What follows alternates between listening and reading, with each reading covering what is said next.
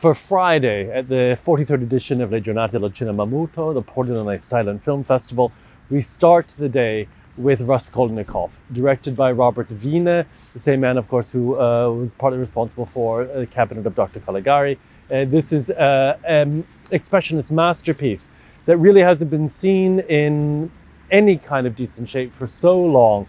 But thanks to the Film Museum München, Stefan Drössler, we're able to see the film as it was meant to be.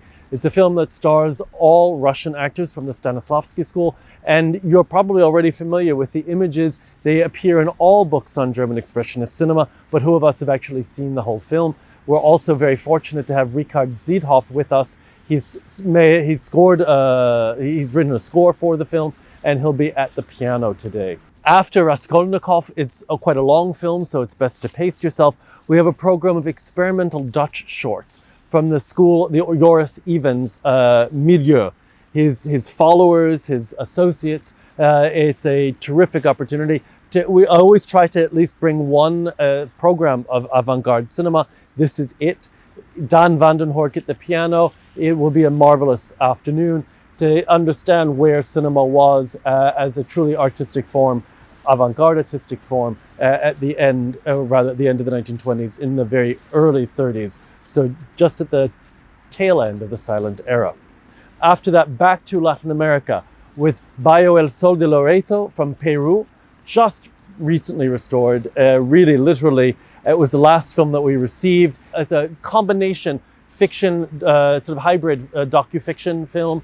A lot of it shot among native indigenous communities in Peru. Very rare to see, especially in this new restoration. It's unique.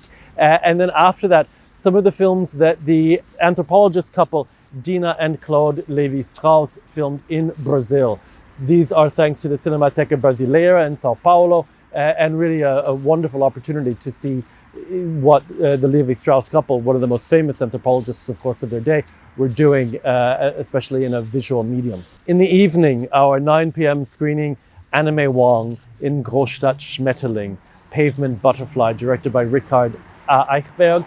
The second film that we're shown of Eichberg and Wong together. This is 1928. Wong at her peak as a star, as a performer. Her name is above the title. It's a really superb film, and with the accompaniment of Gunther Buchwald and Frank Bocchius, it could not be better. Finally, capping it all off for the evening, we once again have a marvelous documentary in the Swedish nature and ethnographic films called Island of Peril, another not to be missed evening. For Saturday morning, don't forget that the morning starts off at Cinema Zero and not on the Teatro Verdi. That's of course because the orchestra for the evening is going to be rehearsing in the theater. So at Cinema Zero, we start off once again with G.W. Griffith in 1908, as we've already been doing. That's followed by a film from Cuba, La Virgen de la Caridad, which is preceded by a very amusing Brazilian short, Apuros do Genesio. But La Virgen de la Caridad, this is the only known surviving feature-length Cuban silent film.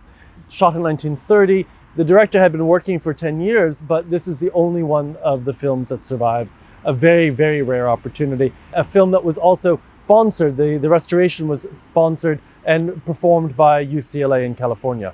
That is followed afterwards by the last of our Uzbek films. This is a film called Her Right, another film that is, just for the title alone, you can guess, looking at how women can take control of their destinies. It has a truly superb finale, really memorable, cinematically memorable, because it takes place in a cinema, and it's another not to be missed Uzbek film. We're again grateful to our colleagues there for allowing us to delve into their riches. Enjoy the screenings, and I'll see you one more episode to talk about Saturday afternoon and evening.